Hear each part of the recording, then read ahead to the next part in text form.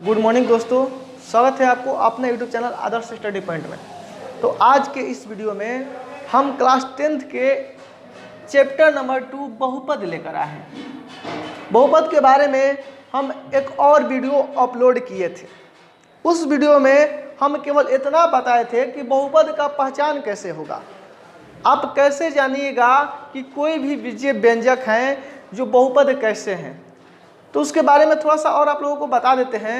हम बताए थे उस वीडियो में आप लोगों को कि वह बीजीय व्यंजक जिसके चरों का घातांक सदैव पूर्ण संख्या होता है बहुपद कहलाता है। वह बीजीय व्यंजक जिसके चरों का घातांक सदैव पूर्ण संख्या होता है बहुपद कहलाता है। एग्जाम्पल के तौर पर बताए थे, पूर्ण संख्या का मतलब होता है, पूर्ण संख्या का मतलब 1 2 3 4 5 6 डॉट डॉट डॉट, यानी 0 से शुरू होने वाली सभी प्रकृत संख्या को क्या कहते हैं? पूर्ण संख्या कहते हैं। 0 से शुरू होने वाली सभी प्रकृत संख्या को पूर्ण संख्या कहते हैं। यानी 0 1 2 3 4 5 6 7 8 9 10 डॉट डॉट डॉट तक होगा। ठीक, तो ये आपका पूर्ण संख्या हुआ। अब चर पद का घातांक अगर पूर्ण संख्या रहेगा तो बहुपद होगा, और चर पद का घातांक यदि पूर्ण संख्या नहीं रहेगा तो बहुपद नहीं होगा। जैसे कि एक व्यंजक लिए x + 2, यहाँ पर चर पद देख रहे हैं कि x चर पद है और जो 2 है अचर पद है। x चर पद है और 2 अचर पद है। चर पद आप लोग समझते होंगे, जिसके जगह पे आप कुछ भी लिख सकते हैं, उसका मान आपको पता नहीं है, परिवर्तनशील हो सकता है, परिवर्तित हो सकता है। अचर पद 2 है तो 2 की जगह पे आप कुछ लिख सकते हैं? नहीं लिख सकते हैं। इसका मान आपका कांस्टेंट है, 2 जो है कांस्टेंट है, लेकिन x का मान कुछ भी हो सकता है। ठीक, चर पद भी 2 प्रकार का होता है, एक होता है स्वतंत्र चर, एक होता है आश्रित चर। जैसे कि आप लोगों को थोड़ा बहुत चर्चा कर दे रहे हैं स्वतंत्र चर आश्रित चर के बारे में। यहाँ पर एक समीकरण लिखे x + y = x + 2, y = x + 2। यहाँ पर देख रहे हैं कि y और x चर पद है, y और x चर पद है।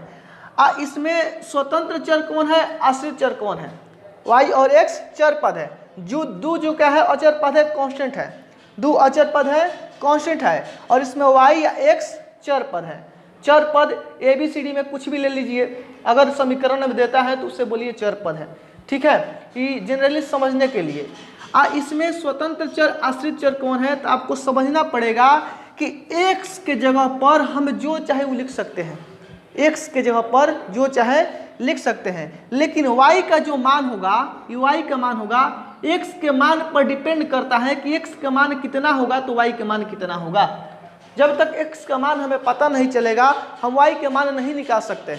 यानी x स्वतंत्र है लेकिन y आश्रित है x पर। x स्वतंत्र है और y आश्रित है x पर, यानी x जो हुआ स्वतंत्र चर हुआ, यहाँ पर y जो होगा आश्रित चर होगा। तो चर पद के बारे में आप लोग समझ चुके होंगे। तो बहुपद के बारे में हम बात कर रहे थे, वह बीजीय व्यंजक जिसके चरों का घातांक सदैव पूर्ण संख्या हो। यहाँ पर x का घातांक कितना है, 1, यहाँ पर 1 छिपा है, यानी x + 2 क्या है, एक बहुपद है। और हम मान लीजिए x² + 2x + 10 लिए, x² + 2x + 10 लिए। क्या यहाँ पर चरों का घातांक पूर्ण संख्या दिख रहा है? देखिए यहाँ पर x चर है, ये वाला x चर है, इसका घातांक 2 है। घातांक मतलब पावर, घात यानी पावर, ऊपर वाला x के ऊपर जो 2 है इसको पावर बोलते हैं, यानी घात बोलते हैं। ठीक है, और नीचे वाले को आधार बोलते हैं। तो x के पावर 2 है, यानी x के घात 2 है, यहाँ पर x के घात 1 है, x के घात 2, यहाँ पर x के घात 1 है, यानी 2 और 1 एक पूर्ण संख्या है। 2 और 1 एक पूर्ण संख्या है, मतलब ये वाला जो है एक बहुपद है। अगर हम आपको कहना चाहे तो लिख सकते हैं यहाँ पर 1/x आप +2, 1/x + 2। आप पूछेंगे कि क्या ये एक बहुपद है, तो आप लोग क्या बोलिएगा, क्या ये एक बहुपद है?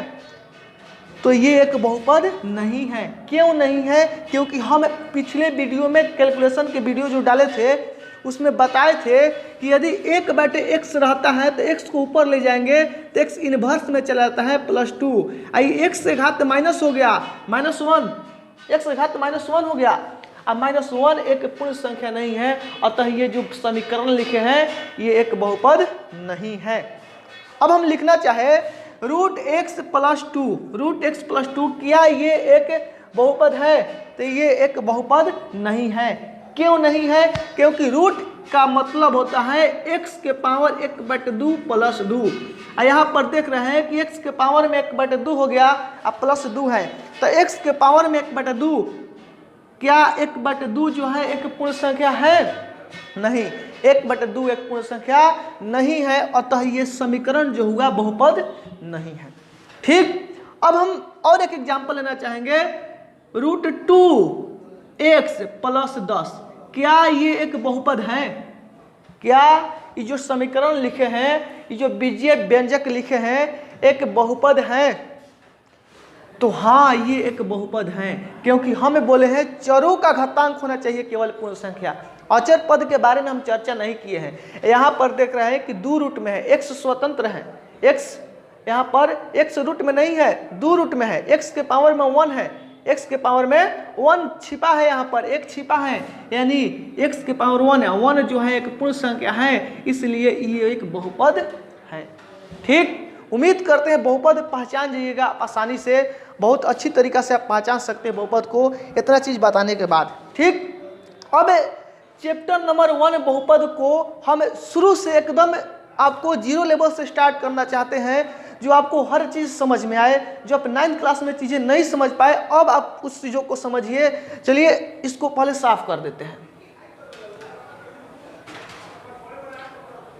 देखिए, आप लोग जानते हैं कि जो बहुपद होता है, कोई भी बहुपद होता है जिसका घातांक पूर्ण संख्या होता है, बहुपद कहलाता है। बहुपद वह बीजीय व्यंजक जिसके घातांक सदैव पूर्ण संख्या होता है, बहुपद कहलाता है। घातांक मतलब है पावर, x के घात 2 है, यानी x के पावर 2 है। x जो हुआ आधार हुआ, आधार बोलते हैं इसको बोलते हैं घात, इसको आधार, इसको घात बोलते हैं, यानी इसको पावर, इसको पावर बोलते हैं और इसको बेस बोलते हैं। ठीक है, अब x के घात 2 आप plus 2x + 10, x square, x के पावर 2 तो x स्क्वायर इसको बोलेंगे, और 2x + 10, ये एक बीजीय व्यंजक है। और एक बीजीय व्यंजक लेते हैं x + 2, ठीक, और एक बीजीय व्यंजक लेते हैं x के पावर q प्लस में x स्क्वायर प्लस में 2x प्लस में 3। ठीक, ये आपका जैसे 2x के power q 3x square plus 2x plus 3, ये आपका एगो बीजीय व्यंजक लिए। 3 गो आपका हुआ, एगो x square plus 2x plus 10, x plus 2 और 2x³ plus 3x square plus 2x plus 3। ठीक, इस तरीके से हम बहुत सारा ले सकते हैं।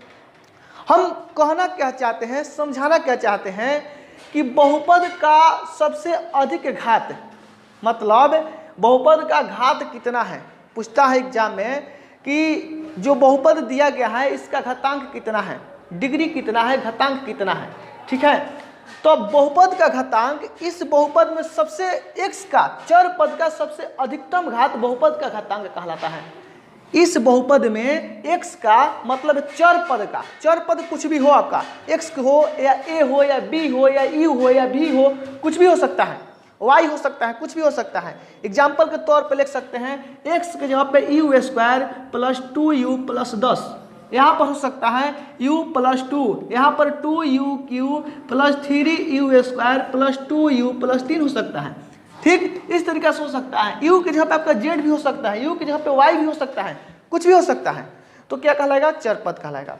अब इस चर पद का जो अधिकतम घात होगा क्या कहलाएगा, बहुपद का घातांक कहलाएगा। बहुपद का घातांक, बहुपद का घातांक आपका देगा x square plus 2x plus 10, px बराबर x square plus 2x plus 10। तो px का अधिकतम घात होगा या बहुपद का घातांक होगा कितना, तो बहुपद का घातांक पूछेगा तो चर पद का अधिकतम घात कितना है, 2 है, यानी इसका घात अधिकतम 2 होगा, यानी बहुपद का घात कितना है, 2 है। इसमें बहुपद का घात 1 है, इसमें बहुपद का घात 3 है। क्यों 3 है, क्योंकि x का चर पद का अधिकतम घात 3 है। देखिए यहाँ पर x का घात 2 है, यहाँ पर x का घात 1 है और यहाँ पर x का घात 0 है। x के घात 0 का अर्थ क्या हुआ, x के घात 0 का अर्थ हुआ यहाँ पर 1 छिपा है, 3 में 1 से गुना करेंगे 3, यानी x के घात 0 छिपा है, x के घात 1, x के घात 2, x के घात 3। सबसे अधिक क्या है, 3 है सबसे अधिक। 0 1 2 3 में सबसे अधिक 3 नहीं है, 3 है। तो इसका इस बहुपद का घातांक कहे तो कितना होगा? इस बहुपद का घातांक 3 होगा, इस बहुपद का घात 1 होगा, इस बहुपद का घात 2 होगा। ठीक, यदि चतुर्घात यदि 4 मतलब x के पावर में 4 और प्लस 3x के power cube plus 2x square plus 2x plus 10 रहे, तो इस बहुपद में जो बहुपद का घातांक होगा, बहुपद का घात होगा कितना होगा? 4 होगा। इस बहुपद में बहुपद का घात 4 होगा। क्यों? क्योंकि x का चर पद का अधिकतम घात कितना है? 4 है। ठीक, उम्मीद करते हैं ऑब्जेक्टिव में पूछता है, ऑब्जेक्टिव वाला क्वेश्चन आप समझ चुके होंगे। ठीक है, ऑब्जेक्टिव का जो ये क्वेश्चन पूछता है बहुपद का घात होता है, तो आप इसे समझ चुके होंगे कि x का जो अधिकतम घात होता है बहुपद का घात कहलाता है। x का अधिकतम घात बहुपद का घात कहलाता है। अब हम बात करेंगे बहुपद का यदि घात 1 है, यदि बहुपद का घात 1 है तो उसे रैखिक बहुपद बोलते हैं, उसे बोलते हैं रैखिक बहुपद, रैखिक बहुपद। यदि बहुपद का घात 1 है, कोई भी बहुपद दिया है, यदि उसका घात 1 है, इसका मतलब वो जो बहुपद है रैखिक बहुपद है। यदि किसी बहुपद का घात 2 है तो उसको द्विघात बहुपद बोलते हैं, द्विघात बहुपद, इसे द्विघात बहुपद बोलते हैं। ठीक, यदि किसी बहुपद का घात 2 है तो इसे द्विघात बहुपद बोलेंगे। यदि किसी बहुपद का घात 3 है इसे त्रिघात बहुपद बोलेंगे, त्रिघात बहुपद। यदि किसी बहुपद का घात 2 है यानी द्विघात बहुपद, यदि किसी बहुपद का घात 3 है यानी त्रिघात बहुपद। ठीक है, अब हमें आपसे पूछे कि ये जो बहुपद है इसको कौन बहुपद बोलेंगे? तो इसका घात कितना है? 4 है, यानी चतुर्घात बहुपद। ठीक, तो हमें अधिकतम त्रिघात बहुपद तक पढ़ना है, त्रिघात बहुपद तक। तो अगर कोई पूछे त्रिघात बहुपद क्या है, त्रिघात बहुपद क्या है, तो वह बहुपद जिसका जो घात है 3 है, अधिकतम घात 3 है, त्रिघात बहुपद। जिसका अधिकतम घात 2 है, द्विघात बहुपद। जिसका अधिकतम घात 1 है, रैखिक बहुपद कहलाएगा। ठीक है, तो यहाँ तक आपको हर चीज़ें, हर बातें समझ में आ गया होगा। अब हम बात करेंगे शून्यक के बारे में, शून्यक के बारे में हम बात करना चाहेंगे। चलिए शून्यक के बारे में हम आप लोगों को बताते हैं। हम धीरे धीरे आपको प्रश्नावली 2.1 तक पहुंचाएंगे, बस आप देखते रहिए इस वीडियो को अंत तक। आप किस तरीक़ा से क्वेश्चन को खुद से सॉल्व करने लगेगा आपको खुद पता नहीं चलेगा। ठीक है, तो आप वीडियो को अंत तक देखते रहिए। ठीक, अगर वीडियो अच्छा लगे तो इसको शेयर और कर दिया कीजिए। चलिए अब हम आप लोगों को ये सिखाना चाहते हैं कि किसी बहुपद का शून्यांक कैसे निकाला जाता है, शून्यक कैसे निकाला जाता है, और शून्यक का मतलब क्या होता है, शून्यक का मतलब होता क्या है। शून्यक निकालेंगे कैसे ये तो बाद में, लेकिन शून्यक का मतलब क्या होता है पहले ये बात तो जान जाए। चलिए यहाँ पर बहुपद लिख रहे हैं, जैसे कि x + 2 हम जानते हैं ये एक रैखिक बहुपद है, ये एक रैखिक बहुपद है। हम जानते हैं कि जो बहुपद लिखे हैं ये एक रैखिक बहुपद है। ठीक है, इस रैखिक बहुपद का मान लेते जो बहुपद है px बराबर x + 2। यहाँ पर जो x है ये दर्शाता है कि x की जगह पे x है। ठीक, अगर x की जगह पे y रखते हैं तो यहाँ पर y + 2 हो जाएगा। x की जगह पे y की जगह पे k रखते हैं तो हो जाएगा आपका k + 2, यानी यहाँ पर जो रहेगा p y, x रहेगा तो x + 2, y रहेगा तो y + 2, k रहेगा तो k + 2। जैसे कि यहाँ पर px बराबर हम लेना चाहें x² + 2x + 10, यदि इसी को परिवर्तित करके py बराबर लिखना चाहें तो y² + 2y + 10, जहाँ जहाँ x था वहाँ वहाँ y हो गया। इसी प्रकार से हम लेना चाहें pk बराबर तो लिख सकते हैं k² + 2k + 10, आराम से लिख सकते हैं, कोई दिक्कत नहीं है। मतलब है मेरा कहने का अर्थ ये है कि हम इस बहुपद को px द्वारा प्रदर्शित करते हैं, दर्शाते हैं। px बराबर पोलिनोमियल जो है x के फॉर्म में है, इसमें पोलिनोमियल जो है y के फॉर्म में है, इसमें पोलिनोमियल जो है k के फॉर्म है। इसका मतलब ये हुआ। ठीक है, तो हम रैखिक बहुपद के पहले बात करेंगे। x + 2 है, x + 2 है, तो x + 2 में अगर हम इसका शून्यांक निकालना चाहे, x + 2 का शून्यांक, तो शून्यांक निकालने के लिए किया जाता है क्या कि इस बहुपद को 0 के बराबर कर दीजिए। इस बहुपद को शून्य के बराबर कर दीजिए और x का मान निकाल लीजिए। इस बहुपद को शून्य के बराबर कर दीजिए और x का मान निकाल लीजिए। शून्य के कहेंगे किसे? शून्य के किसे कहा जाता है?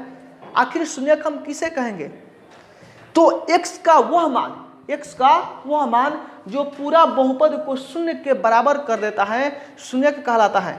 x का वह मान जो पूरा बहुपद को शून्य के बराबर कर देता है शून्य कहलाता है। x का वह मान जो पूरा बहुपद को शून्य के बराबर कर देता है शून्य कहलाता है। ठीक है, यानी x का मान निकालने के लिए इस बहुपद को शून्य के बराबर कर देंगे तो x का मान निकालेंगे तो -2, यानी इस बहुपद का जो शून्यांक होगा -2 होगा। फिर से शून्य को निकालने के लिए क्या करेंगे? उस बहुपद को शून्य के बराबर करके x का मान निकाल लेंगे। उस बहुपद को शून्य के बराबर करके x का मान निकाल लेंगे। ठीक है, किसी बहुपद का शून्यांक x का वह मान होता है जो पूरे बहुपद को शून्य के बराबर कर देता है। किसी बहुपद का शून्यांक x का वह मान होता है, किसी बहुपद का शून्यक जो होता है x का वह मान होता है जो पूरा बहुपद को शून्य के बराबर कर देता है। ठीक, तो अब कर रहा है शून्यांक निकालने के लिए। ठीक, तो यदि हम इसका शून्यांक इस तरीका से निकालना चाहे, यदि हम इसका शून्यांक इस तरीका से निकाले कि ये जो फॉर्म इस फॉर्म में है ax प्लस b बराबर 0, ax प्लस b बराबर 0, ये px बराबर आपका दिया है। मतलब पोलिनोमियल जो है px ax प्लस b है, ax प्लस b है। ax प्लस b बस लीजिए, पोलिनोमियल x के फॉर्म में है ax प्लस b। a क्या है? x के गुणांक है, मतलब यहाँ पर कोई अचर पद हो सकता है। b भी एक अचर पद है, जो अचर पद है, और x a जो है x का गुणांक है, यानी 2x प्लस 10, 3x प्लस 5 कुछ भी हो सकता है। आइए देख रहे हैं कि एक रैखिक बहुपद है, ये एक रैखिक बहुपद है। यदि हम इसका शून्यांक निकालना चाहे, इसका यदि हम शून्यांक निकालना चाहे तो क्या आएगा? इसको शून्य के बराबर करेंगे, ax प्लस b बराबर 0 करेंगे और यहाँ से ax बराबर निकालेंगे, ax बराबर माइनस b, x बराबर निकालेंगे -b बटे में a होगा, -b बटे में a होगा। ax प्लस b बराबर 0, ax बराबर प्लस है तो इधर आके माइनस हुआ, यानी x बराबर निकालेंगे -b बटे में a आया। यानी रैखिक बहुपद का जो शून्यांक निकाले हैं, जो शून्यक निकला है, ये शून्यक इस बहुपद के गुणांक में संबंध को प्रदर्शित करता है, दिखाता है। जो ध्यान से कंसेप्ट को समझिए, ये जो बहुपद का शून्यांक निकाले हैं x बराबर -b बटे a, क्या है? ई -b क्या है? ये अचर पद है। a क्या है? x के गुणांक है। a क्या है? x के गुणांक है, x के गुणांक है, b एक अचर पद है। यानी इस रैखिक बहुपद का जो शून्यक निकला है, ये शून्यक कहीं ना कहीं ये रैखिक बहुपद के गुणांकों में संबंध को प्रदर्शित करता है। यानी इस रैखिक बहुपद में जो अचर पद है उसका ऋणात्मक मान ऊपर है और x के गुणांक यानी a नीचे है। x बराबर -b बटे a इसका शून्यक निकल कर आया। ये आपका रैखिक बहुपद के बारे में हुआ। यानी रैखिक बहुपद का शून्यांक इसके गुणांकों के बीच में संबंध जो है उसको प्रदर्शित कर रहा है, दिखा रहा है। ठीक है, ये जो रैखिक बहुपद का शून्यक निकला है। इसी प्रकार यदि हमें द्विघात बहुपद का शून्यक निकालेंगे तो ऐसा लगना चाहिए, हम लोगों को एक कंसेप्ट मन में आना चाहिए कि द्विघात बहुपद का शून्यक का भी जो बीच में संबंध होगा वो आपके द्विघात बहुपद के गुणांकों के बीच संबंध को प्रदर्शित करेगा। ये दिमाग में बातें आपको आना चाहिए।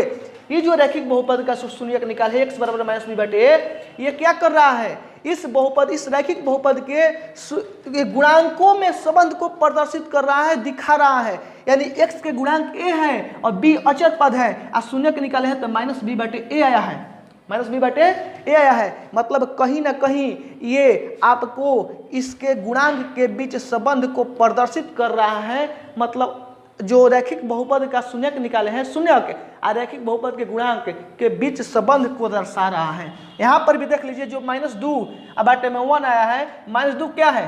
b है कि नहीं है? 2b है, ये माइनस मान है और 1 यहाँ पर a छिपा है, एक है कि नहीं है, प्रदर्शित कर रहा है। तो आपको ये बात दिमाग में आना चाहिए कि हाँ, रैखिक बहुपद शून्यांकों के बीच संबंध को प्रदर्शित कर रहा है, रैखिक बहुपद शून्यांकों एवं गुणांकों के बीच संबंध को प्रदर्शित कर रहा है। यानी द्विघात बहुपद का भी अगर हम शून्यांक निकालते हैं तो उसका शून्यांक किसी न किसी तरीका से उस द्विघात बहुपद के गुणांकों के बीच संबंध को दर्शाएगा। ठीक, ये आपको दिमाग में ये चीज आना चाहिए और हमें इसके बारे में इस चैप्टर में अध्ययन करना है कि आखिर किस तरीका से द्विघात बहुपद और उसके शून्यांक के बीच संबंध को दर्शाना है, कैसे करना है, हमें किस तरीका से करना है कि उनके बीच संबंध हमें दिख जाए, और इसी बारे में रिसर्च करना है, हमें जानना है इसके बारे में कि शून्यांक एवं गुणांकों के बीच संबंध क्या है। अब पूरा बहुपद इसी में आपका खत्म हो जाएगा। और थोड़ा बहुत कंसेप्ट और है जो आपको हम बता देना चाहते हैं। इसके ये जो अभी बताए हैं जो निकालने के लिए हम द्विघात बहुपद के शून्यांक गुणांकों के बीच संबंध, ये आपको प्रश्नावली 2.2 में पढ़ना है। प्रश्नावली 2.1 के अब कुछ थ्योरी के बारे में बात करते हैं। ठीक है, इसका थ्योरी हम बाद में अब देखेंगे, 2.2 जब स्टार्ट करेंगे उससे पहले इसका थ्योरी के बारे में हम बात कर लेते हैं। इसके बाद जो आपको प्रश्नावली 2.1 में जो क्वेश्चन करना है उसके बारे में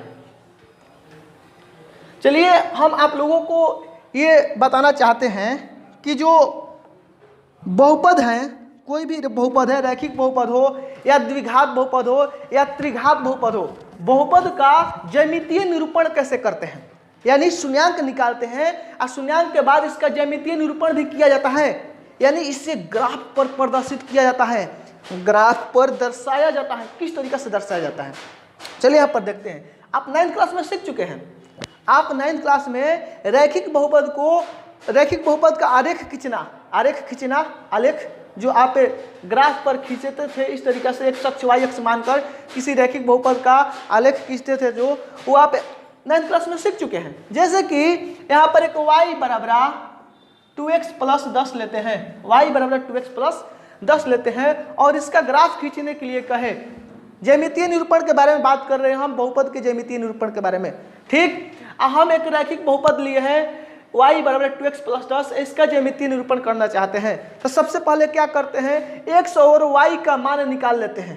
x और y का मान निकाल लेते हैं। जब x और y का मान निकालेंगे तो एक डब्बा बनाएंगे, यहाँ पर लिखेंगे x, यहाँ पर लिखेंगे y, x के जगह पे क्या कर रखेंगे, कैसे रखेंगे, अभी कुछ देर पहले बताए हैं कि x जो है स्वतंत्र चर है और y जो है आश्रित चर है। y डिपेंड करता है x के मान पर, यानी अगर x के मान 1 रखते हैं तो y के मान तब निकलेगा। देखिए निकालिए, 2 में 1 से गुना करेंगे 2, 10 को 2 गो 12 गो। यदि x के यहाँ पे 2 रखते हैं 2 दूनी 4, 2 दूनी 4, 10 को 4 गो 14 गो। यदि x के जगह पर हम -5 रखते हैं तो y के मान जो आएगा 0 आएगा, y के मान 0 आएगा। यदि x की जगह पे -5 रखते हैं तो y के मान 0 आएगा।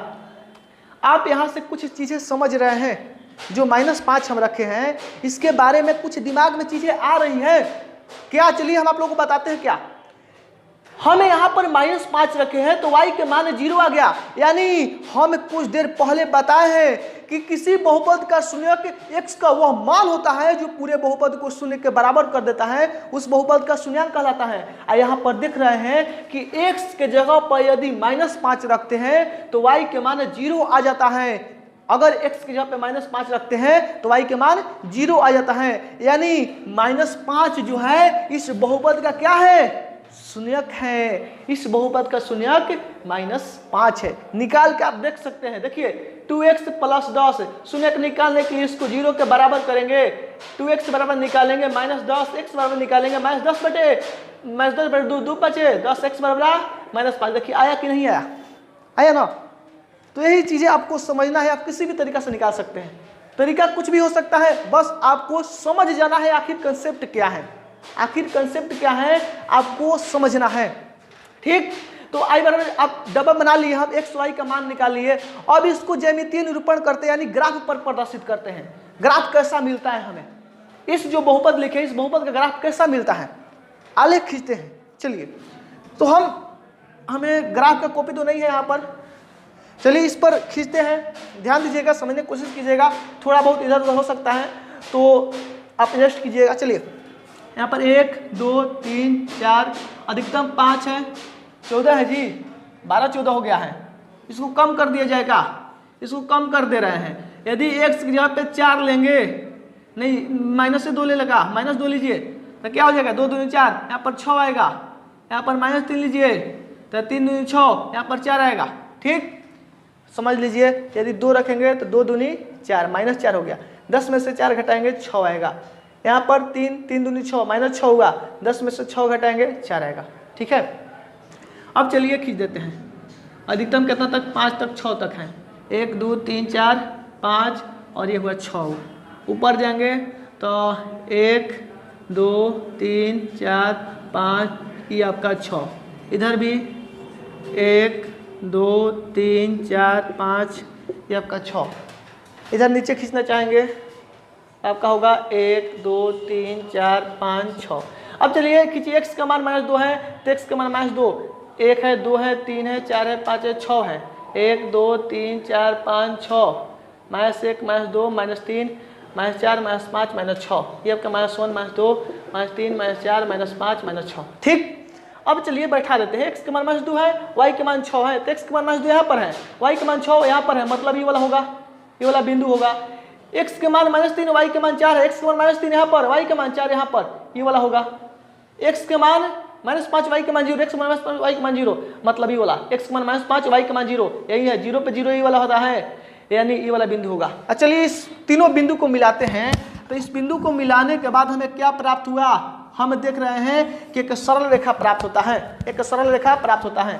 आप जब ग्राफ के कापी पे खींचिएगा तो एकदम सीधा लाइन प्राप्त होगा। हम ये वाला लाइन जो है इधर उधर कर ले हो गया है, ये सब मतलब कैसे माप सकते हैं हाथ से। ठीक है, तो ग्राफ के कापी पे खींचिएगा तो एक सरल रेखा प्राप्त होगा।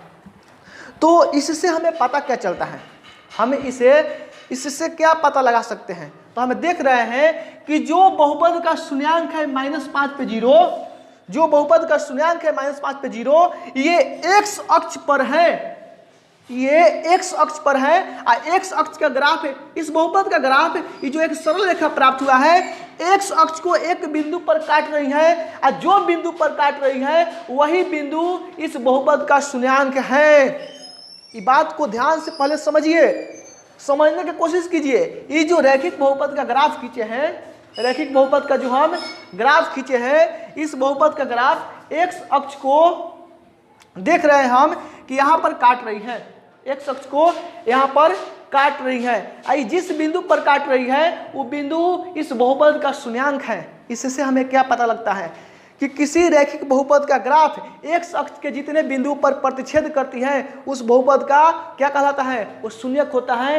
वो जिस बिंदु पर प्रतिच्छेद करती है उस बिंदु पर x का मान उस बहुपद का शून्यक होता है, उस बहुपद का शून्यक होता है। यानी x अक्ष पर काटी है तो x अक्ष पर एक बिंदु पर काटी है तो रैखिक बहुपद का एक शून्यक है। ये जो है इस जो ग्राफ बना है, ये अगर केवल ग्राफ दिखाया जाए और आपसे पूछा जाए ये ग्राफ किस बहुपद का है तो आप आसानी से कह सकते हैं ये ग्राफ रैखिक बहुपद का है। ये ग्राफ जो है एक रैखिक बहुपद का है और उस रैखिक बहुपद का शून्यांक जो है 1 है, उस रैखिक बहुपद का शून्यांक 1 है। क्यों?